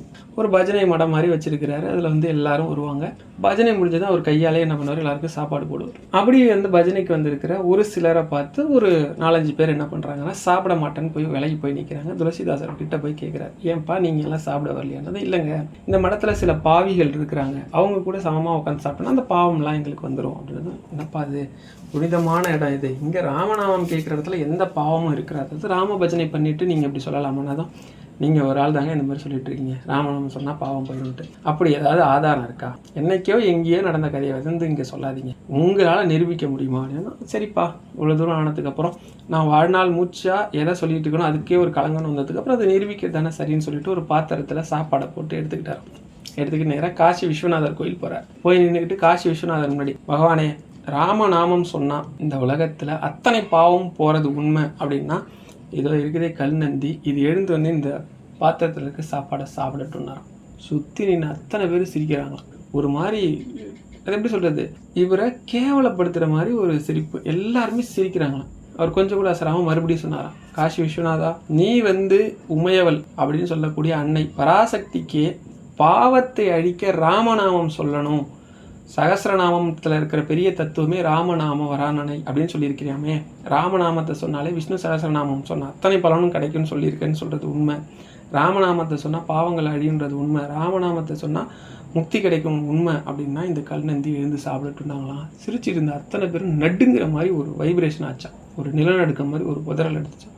பார்த்தா எல்லோரும் நடுங்கிறாங்களாம். பார்த்தா அந்த கல் நந்தி அப்படியே காலை நீட்டி கீழே தரையில் வச்சு தான் காலை வச்சு பார்த்தா அப்படியே ஒரு நல்ல நந்தி, ஒரு காளமாடு வரும் இல்லையா, அப்படியே ஒரு திமிழெடுத்த பெருத்த காளமாடு அப்படியே வந்து அந்த கல் நந்தி காளமாடாக மாறிச்சான். மாறி இப்படி கூட்டத்தை ஒரு பார்வை, இந்த நேர்லேயே வந்துட்டேன் போதுமா அவங்களுக்குன்னு சொல்லி பார்க்குற மாதிரி பார்த்துட்டு அந்த பாத்திரத்தில் இந்த சாப்பாடை சாப்பிட்டுட்டு மறுபடியும் அது இருந்த இடத்துல போய் அப்படி மண்டி போட்டு படுத்து தான் மறுபடியும் கல் நந்தி ஆயிடுச்சு. இது இன்றைக்கும் காசி விஸ்வநாதர் கோவிலில் கல்வெட்டாக இருக்குன்னு சொல்லுவாங்க. ஏன் அப்படின்னா ராமநாமத்தால் அத்தனை பாவமும் போகும். பாவம் போயிடுச்சு அப்படின்னாலே நம்ம வாழ்க்கையில் இருக்கக்கூடிய பெரும் கஷ்டங்கள் இருக்காது. பாவம் ஒன்று தான் இந்த உலகத்தில் நம்ம படுற அத்தனை கஷ்டத்துக்கும் காரணம். ஒரு பாட்டி ரொம்ப சின்ன வயசுலேயே கணவர் தவறி போகிறார். அந்த காலத்துலலாம் அவ்வளோ சீக்கிரம் வந்து இப்போ இருக்கிற மாதிரிலாம் ஃப்ரீயாலாம் போயிட்டு வந்துட முடியாது. ஏன்னா விதவையாக இருக்கவங்கள பார்த்தாலே பெரிய அபச்சாரம் மாதிரியும், அவங்க என்னமோ பெரிய கொலை குத்தம் பண்ணுற மாதிரியும் இவங்களாக சொல்லிப்பாங்க. அவங்க ரொம்ப சீக்கிரமே சின்ன வயசுலேயே என்ன பண்ணுவாங்க, கணவன் இருந்ததால் ரொம்ப யார் கண்ணிலையும் படாமல் சீக்கிரமே போய் ஆற்றுல குளிச்சுட்டு வந்து, அப்பா அம்மா தான் அவங்களுக்கு இருக்கிற ஒரே ஆதரவு, அவங்களும் வயசாகி தவறி போயிடுறாங்க. சீக்கிரமே போய் குளிச்சுட்டு வர்றது, ஒரு மந்திரத்தை இடைவிடாது சொல்கிறது, அந்த மந்திரத்தை விட்டு வேறு வழியே கிடையாது. அப்படியே உட்காந்து சொல்லுவாங்க, சொல்லிக்கிட்டே இருப்பாங்களாம். கொஞ்சம் வயசாக கொஞ்சம் கொஞ்சமாக சின்ன பசங்களாம் அவங்க வீட்டுக்கு ஏதாவது ஒரு உதவின்னு கேட்குறப்ப அவங்க வரவும் குழந்தைங்களோட நல்லா பேசி குழந்தைங்களுக்கு பிடிச்ச விஷயங்கள்லாம் சொல்லி அந்த குழந்தைங்களுக்கெல்லாம் வந்து சொல்லுவாங்களாம். என்ன நாமத்தை சொல்லுவாங்கன்னா ராமநாமத்தை சொல்லுவாங்க. ராம ராம ராம ராமன்னு சொல்லுவாங்களாம். ஒரு கறி துண்டை வச்சு தன் வீட்டில் இருக்க சேத்துல ஒவ்வொன்றிலையும் ஒரு கோடு போட்டுப்பாங்களாம். ஒரு தடவை 1008ன்னு சொன்னால் ஒரு கோடு போட்டுப்பாங்களாம். இப்படி சொல்லிட்டு இருக்கும்போது ஒரு குழந்தை வந்து ஒரு நாள் விளையாட வந்த குழந்தை ரொம்ப அழுதுகிட்டே வந்துச்சான். என்னம்மா ஆச்சு அப்படின்னா, இல்லை பாட்டி எங்கள் அப்பா ரொம்ப முடியாமல் இருக்கிறா, வைத்தியம் பண்ணுற வைத்தியர் சொல்லிட்டாரு எங்கள் அப்பா பழைக்க மாட்டாருன்னு, எனக்கு எங்கள் அப்பானா ரொம்ப பிடிக்கும், அவர் எப்படியாவது பழைச்சிட்டார் நல்லாயிருக்கும் அப்படின்னு அழுதுகிட்டே வந்தோடனே, சரி அதனால என்னம்மா அப்படின்னு சொல்லிட்டு அன்றைக்கி அந்த பாட்டி சொன்ன ராமநாமம் பார்த்திங்கன்னா ஒரு 10 கோடு, அதாவது 10,000 ராமநாமம், அதை 10 கோட்டையும் அழிச்சிட்டு இந்த நாமத்தை உங்கள் அப்பாவுக்கு தாரவாத்து கொடுத்துட்டு அவர் சரியாயிடுவாருமா கவலைப்படாதுன்னு சொல்லியிருக்காங்க. பார்த்தா 2 நாளில் அவர் பழைக்க மாட்டாருன்னு சொன்னவர் நடந்து வந்து அம்மா அந்த குழந்தை அந்த முடியாதவர் 3 பேருமே வந்து இந்த பாட்டிக்கிட்ட வந்து மன்னிப்பு கேட்டாங்களாம். உங்களை வந்து நாங்கள் எத்தனையோ இழிவாக பேசியிருக்கிறோம், நீங்கள் தான் இந்த மாதிரி ஒரு வார்த்தை சொன்னதை என் பொண்ணு வந்து சொன்னால் எங்களுக்காக நீங்கள் வந்து ரொம்ப குணப்படுத்தி கொடுத்ததா சொன்னாங்கன்னு சொல்லி வந்து மன்னிப்பு கேட்டாங்களாம். அந்த பாட்டியோட மகிமை பெரியவாவுக்கு தெரியும். ஒரு நாள் அந்த ஊர்லேருந்து ஒருத்தர் வந்து குழந்தைக்கு வந்து ரொம்ப ஜுரம், விஷக்காய்ச்சல்னு சொல்கிறாங்க பெரியவா, எவ்வளோ மருத்துவம் பார்த்து குணப்படுத்த முடியல அப்படின்னு சொல்லி குத்துயிரும் குலவீரமாக இருக்கிற ஒரு குழந்தைய தூக்கிட்டு மரத்துக்கு வந்ததும் பெரியவா சொன்னாங்களாம், ஏன்டா இங்கே தூக்கிட்டு வந்த, உன் ஊர்லேயே தான் பாட்டி இருக்காளே, அந்த பாட்டி பேர் ராமநாமா பாட்டி, ராமநாமா பாட்டி இருக்காளே அவள்கிட்ட போய் சொல்லு, பெரியவா சொன்னார்னு சொல்லு, அவள் கையால் விபூதி பூச சொல்லு, சரியாயிடும். அது நேரம் இவங்க மடத்துலேருந்து உடனே கிளம்பி அவங்க ஊருக்கு வராங்க. வந்து பாட்டிக்கிட்ட விஷயத்த சொன்னதும் பாட்டி, ஏன்னா பாட்டி வீட்டுக்கு யாருமே போனதில்லை, அவள் ஒரு தீண்டத்தகாதவன் மாதிரி ஒதுக்கி வச்சுப்பாங்க. எல்லா மனுஷாளுக்குள்ளே ஒழிஞ்சிட்டு இருக்கிற ஒரு வக்கர புத்தியை தான், ஏதாவது ஒரு கேவலமான விஷயம் இது எனக்கெல்லாம் சுத்தமாக பிடிக்காது. அப்படி ஒதுக்கி வச்சுருந்தவங்க கூட்டமாக கூடி போய் நிற்கிறாங்க. உள்ளே போனதும் பாட்டி ஒன்று என்ன விஷயம்னதும் பெரியவா அந்த மாதிரி அனுப்பிச்சிருக்காங்கன்னா உடனே கையில் விபூதி எடுத்துக்கிட்டு ராமா ராமா ராமான்னு சொல்லி குழந்தை நெத்தியில் பூசினாங்க. சரியாக 1 மணி நேரம் கழிச்சு குழந்தை எழுந்து விளாண்டுட்டு இருந்தாங்க. ஒரு ரீசெண்டாக ஒரு விஷயம் படித்தேன். ஒரு அம்மா சொன்னாங்க ஒரு பதிவில், என்னென்னா ஒரு நாள் வந்து அவங்க பேத்திக்கு முடியலையாமா, ரொம்ப முடியலன்னு சொல்லி ஹாஸ்பிட்டல் கூட்டு போயிருக்காங்க. ஐசியூவில் வச்சு ட்ரிப்ஸ் போட்டுருக்காங்களாம். இன்னும் ஒரு சொல்லுவாங்களே ஒரு குறிப்பிட்ட நேரத்தை கடக்கணும், இல்லைனா ரொம்ப கிரிட்டிக்கல். அப்போ அவங்க வந்து உட்காந்து என்ன பண்ணாங்கன்னா ஒரு இடத்துல அமைதியாக உட்காந்துக்கிட்டு ராமா ராமா ராமா ராமா ராமா ராமான்னு சொல்லிக்கிட்டே இருந்தாங்களாம். கிட்டத்தட்ட பார்த்தீங்கன்னா அவங்க சொன்ன நேரம் வரைக்கும், இப்போ ஒரு மணிலேருந்து 5 மணி வரைக்கும் அவுட், 5 மணிக்கு மேலே சொல்கிறேன்னு சொல்லுவாங்கல்ல, அந்த மாதிரி உட்காந்து சொல்லிக்கிட்டே இருந்தாங்க. பார்த்தா 5 மணி நேரம் கழித்து எந்த குழந்தை, அதாவது மூச்சு சரியாக அந்த குழந்தைக்கு விட முடியலங்கிறது தான் பிரச்சனை. இப்போ இதுக்கு கரெக்டாக பார்த்தா எந்த குழந்தைக்கு மூச்சு விட முடியலன்னு சொன்னாங்களோ அந்த குழந்தை அந்த மாஸ்க்கை வச்சு விளாண்டுருந்தாங்க. அந்தளவுக்கு அற்புதங்கள்லாம் பண்ணியிருக்கு. இதே மாதிரி விஜயகுமார் அண்ணா ஒரு இதில் சொல்லியிருந்தாங்க, பேச்சாளர் விஜயகுமார் அண்ணா வந்து என்ன சொல்லியிருந்தாங்கன்னா, இதே மாதிரி ஒரு குழந்தைக்கு மூச்சு விட முடியாமல் கஷ்டப்பட்டப்ப வேல்மாறல் படித்து ஒரு குழந்தைக்கு குணமாச்சுன்னு சொல்லியிருந்தாங்க. அதுவும் எனக்கு ரொம்ப ஆச்சரியமான பார்த்தீங்கன்னா இப்போ எல்லாம் ரீசெண்டாக நடந்தது இதெல்லாம். அப்படி பெரிய பெரிய அற்புதங்கள்லாம் பண்ணியிருக்கு. சரி, இதில் என்ன பெரிய சிக்கல் அப்படின்னா, நம்ம எல்லாருமே ராமநாமம்லாம் சொல்லுவோம், எல்லாமே பண்ணுவோம். ஆனால் அந்தளவுக்கு முழு நம்பிக்கையாக சொல்ல மாட்டோம். பெரியவாட்ட ஒரு அம்மா வந்து, நான் காலையில் எழுந்ததுலேருந்து தூங்க போகிற வரைக்கும் எத்தனையோ ஸ்லோகங்கள் மந்திரங்கள்லாம் சொல்கிறேன் பெரியவா, என் பிரச்சனை ஒன்றும் அவ்வளோவா தீர்ந்த பாடு இல்லை, அப்படியே இருக்குது அப்படின்னதும் பெரியவா சொன்னாங்களாம், எப்போல்லாம் சொல்கிற அப்படின்னு கேட்டாங்க. ஆனால் காலையில் எழுந்ததுலேருந்து பாத்திரம் கழுவும்போது, துணி துவைக்கும்போது, சமைக்கும்போது எந்த நேரமும் விடாமல் சொல்லிகிட்டு இருக்கிறேன் அப்படின்னா, அப்போ பெரியா சொன்னாங்களாம், கடவுள் எங்கேயும் நிறைஞ்சிருக்கிறது, சர்வ வியாபிங்கிறது உண்மைதான். ஆனால் கூட நம்ம பிரச்சனை தீவிரமாக இருக்கும்போது அப்படி சொல்லக்கூடாது. நம்ம என்ன பண்ணணும்னா, இப்போ சமைக்கிறோம் அப்படின்னா என்ன பண்ணுவோம், அருவாமனை, கத்தி, காய்கறிலாம் பக்கத்தில் வச்சுக்கிறோம். துணி துவைக்கணும் அப்படின்னா துணி, மற்ற பாத்திரங்கள்லாம் பக்கத்தில் வச்சுக்கிறோம். அதே மாதிரி ஒன்று பண்ணும்போது அது பக்கத்தில் போய் தானே பண்ணுறோம், சமையக்கட்டில் போய் தான் பண்ணுறோம். துணி துவைக்கும்போது கொல்லப்புறத்தில் தான், கேணி பக்கத்தில் தான் போய் பண்ணுறோம். அதேமாதிரி பாத்திரம் கழுவும் போதும் அதேமாதிரி ஒரு இதையும் உதாரணம் சொல்லிவிட்டு, அதேமாதிரி நம்ம கஷ்டம்னு இருக்கிற போது பகவான் பக்கத்தில் நம்ம போகிற மாதிரி இருக்கணும். அது எப்படி பக்கத்தில் போகிறது அப்படின்னா, முழுசாக அவனை நம்பி பூஜை அறையில் உட்காந்துக்கிட்டு முழு நம்பிக்கையோடு சொல்லணும். அப்போ தான் சீக்கிரம் பலன் தரும். பலன் தராமல் போகாது, சீக்கிரமாக பலன் தரும்னு சொன்னாங்களாம். இதில் நிறைய பேருக்கு இருக்கிற சிக்கல் என்னென்னா, முழு நம்பிக்கையாக செய்கிறதில்ல. ஒரு 10 நாள் செஞ்சு பார்ப்போம், 11வது நாள் நமக்கே வந்து வெறுத்து போயிடும். ஐயோ இவ்வளோதானா, சரி இது ஒன்றும் வேலைக்கு வர மாதிரி இல்லை, தூக்கி வச்சுட்டு வேறு ஒரு வழிபாடு பண்ணுவோம், வேறு ஒரு பரிகாரம் பண்ணுவோம். கூடவே கூடாது. எதை செய்தாலும், அதான் ஊரில் சொல்லுவாங்கள்ல, முள்ளையே பிடிச்சாலும் முழுசாக பிடிக்கணும். அது எதை பண்ணாலும் விடாமல் பண்ணணும். எப்படி விடாமல் பண்ணுறது? தினமும் 108 முறை ராம ராம ராம ராமன்னு சொல்கிறதுக்கு எவ்வளோ நேரம் ஆகும் நீங்கள் நினைக்கிறீங்க? சரியாக சொல்லணும் அப்படின்னா 2 நிமிஷம் ஆகும். 2 நிமிஷம். இந்த 2 நிமிஷம் உங்கள் வாழ்க்கையில் பெரும் மாற்றத்தை கொடுக்குன்னு சொன்னால் நீங்கள் நம்புவீங்களா? வெறும் 120 நொடி உங்கள் வாழ்க்கையில் பெரும் பிரச்சனையிலேருந்து உங்களை காப்பாற்று. நேரம் ஒதுக்குங்க, தப்பு கிடையாது. அதே மாதிரி சின்ன சின்ன விஷயத்தெல்லாம் வந்து எப்போவுமே நம்ம பெரிய கவலையாக வச்சுக்கக்கூடாது. அது வந்து நமக்கு வந்து இன்னும் வந்து நம்மளை இறைவன் பக்கத்தில் போக விடாமல் முட்டுக்கட்டை போட்டுக்கிட்டு இருக்கோம். ஒரு ஊரில் ஒரு கஞ்சன் இருந்தான். அவன் பெரிய பணக்காரன், ஆனால் பணம் செலவாயிடக்கூடாதுன்னு சொல்லி ரொம்ப கஞ்சனாக இருப்பான். அவன் வயசாகிடுச்சு. அவங்க மனைவி சொன்னாங்களா, இந்த மாதிரி நம்ம எவ்வளோ வயசாகிடுச்சு, அதனால் நம்ம வந்து நேராக காசிலாம் போய் சுற்றி பார்த்துட்டு வரணும். அவன் சொல்லியிருக்கான், காசிலாம் போவானா, பக்கத்தில் இருக்க ஆற்றுலையும் அதே தண்ணி தான் ஓடுது, நம்ம அங்கே போய் ஸ்நானம் பண்ணலாம் அப்படின்னு சொல்லி. சரின்னு இவங்க வந்து வேறு வழி இல்லாமல் போகிறாங்க. அவனுக்கு என்னென்னா, காசி போனால் நிறைய பணம் செலவாயிடும், பக்கத்துலலாம் அதே தான் இருக்குது, 10 வயசாக செலவு கிடையாது, நேராக போயிடலாம். அங்கே போய் பார்த்தா ஸ்நானம் பண்ணுறதுக்கு சில சங்கல்ப மந்திரம்லாம் இருக்கும்ல, அதை சொல்லி அந்த ஸ்நானம் பண்ணுறவங்க என்ன பண்ணுறாங்க அப்படின்னா காசு கேட்குறாங்க. அதனால் அவன் என்ன பண்ணுறான் அப்படின்னா, அந்த ஆத்தங்கரையிலே நடந்து ஆள் இல்லை அரவம் இல்லாத ஒரு இடத்துக்கு போயிடுறான். இது பகவானுக்கு தெரிஞ்சுது. சரி, இவனை சோதிக்கலான்னு முடிவு பண்ணி என்ன பண்ணுறாருன்னா, ஒரு அந்த சங்கல்ப மந்திரம் பண்ணி வைக்கிற ஒரு குருக்கள் மாதிரி வந்து, ஐயா நீங்கள் வந்து வெறுமனே நீங்கள் வந்து ஆற்றுல குளிச்சிங்கன்னா அந்தளவுக்கு பலன் தராது, ஒரு 70% தான் கிடைக்கும். மந்திரங்கள் சொல்லி சரியாக பண்ணால், சரியான முறையில் பண்ணும்போது 100% கிடைக்கணும். சரி, அதுக்கு உங்களுக்கு நான் ஏதாவது தரணுமானதும் நீங்கள் விருப்பப்பட்டு கொடுக்கணுன்னா கொடுக்கலாம் அப்படின்னு. சரி, அப்படின்னா நான் உங்களுக்கு 10 காசு தரேன். பல சொல்கிறேன், ஒரு 10 காசு தான் தருவேன். சரின்ட்டார். அது இன்றைக்கி தரமாட்டேன், நான் ஊருக்கு போவேன், நீங்கள் ஒரு 2 நாள் கழிச்சு வந்து என் வீட்டில் வாங்கிக்கிங்க. சரி ஓகேன்னு அவர் முறையாக எல்லாம் சொல்லி பண்ணி வச்சுறார். இவனு என்ன பண்ணுறான், ஆற்றுல குளிக்கிறான். குளிச்சுட்டு ஊருக்கு போயிடறான். 2 நாள் கழித்து அவன் வீட்டுக்கு போகிறார். அவன் என்ன சொல்கிறான்னா, இந்த மாதிரி அவர் ரொம்ப முடியாமல் இருக்கிறாரு அப்படின்னு சொல்லுன்னு மனைவிட்டு சொல்லி அனுப்பிடுறான், அந்த 10 காசை கொடுக்காமல் இருக்கிறதுக்கு. சரியா ஒரு 2 நாள் கழிச்சு திரும்ப வர்றாரு. இல்லை, அவர் ரொம்ப இன்னும் முடியாமல் இருக்காரு அப்படின்னதும் இப்போ பகவான் திரும்பி போயிடார். பகவானுக்கு தெரியும் அந்த 10 பைசாவை கொடுக்கக்கூடாதுங்கிறதுக்கு தான் இதெல்லாம் பண்ணுறான்ட்டு. ஒரு 2 நாள் கழிச்சு திரும்ப வந்தால் அவர் இறந்துட்டாருன்னு சொல்லுன்றான். சரி, ஒன்றும் பிரச்சனை இல்லை, இறந்துட்டாருன்னா போயிடுவார் அப்படின்னு பார்த்தா, இல்லைங்க நான் இடுகாடு வரைக்கும் நான் வந்து சில மந்திரங்கள்லாம் சொல்லிட்டு வந்து ஒரு நல்லடக்கம் பண்ணிட்டு போகிறேன்னதும் வேறு வழி இல்லாமல் என்ன பண்ணுறான், ஒரு பெட்டி செய்ய சொல்லி அதுக்குள்ளே படுத்துக்கிறான். கரெக்டாக இடுகாடு போனதும் அவர் வச்சு பெட்டிக்கு தீ மூட்டினதும், மந்திரங்கள் சொல்லி தீ மூட்டினதும் அலறி அடித்து பெட்டிலேருந்து வெளில ஓடியாததும் பகவான் வந்து நேர்லேயே வந்துட்டான். இப்போ தன்னோட உண்மையான ரூபத்தை கட்டி, ஏன்ப்பா இப்படி பண்ணுற, போயும் ஒரு 10 காசுக்காக நீ இறந்துட்டேன்னு சொல்லிட்டு கேட்டேன். இல்லை சுவாமி அப்படின்னு சொல்லிட்டு அவன் பகவான்கிட்ட மன்னிப்பு கேட்குறான். சரிப்பா, உன்னை நேரில் காட்சி கொடுத்ததால உனக்கு வந்து ஒரு வரம் கொடுக்கலான்னு நினைக்கிறேன், என்ன வரம் வேணும்னு கேளு அப்படின்னாலும் அவன் உடனே ரொம்ப நேரம் யோசிக்கிறான். பகவான், என்னப்பா ஒரு வரம் கேட்கறதுக்கு இவ்வளோ நேரம் இல்லை சாமி, நான் யோசிச்சு சொல்கிறேன் அப்படின்னா. சரி, நீ யோசிச்சுட்டு சொல்லுன்னு பகவான் போயிட்டார். சரியாக ஒரு நாள் ஃபுல்லாக யோசிச்சு, ஒரு நாள் முடிஞ்ச உடனே அவன் பகவானை பேரை சொல்லி கூப்பிட்றான். பகவான் வந்துடுறார். வந்தவொடனே, சாமி எனக்கு ஒரே ஒரு வரம் கொடுத்தா போதும், இதை மட்டும் கொடுங்க, என்னப்பா வேணும் அப்படின்னா. நீங்கள் அந்த 10 காசை கேட்காம இருந்தால் போதும். எவ்வளோ பெரிய முட்டாள்தனமாக இருக்குல்ல இந்த கதையை கேட்கும்போது.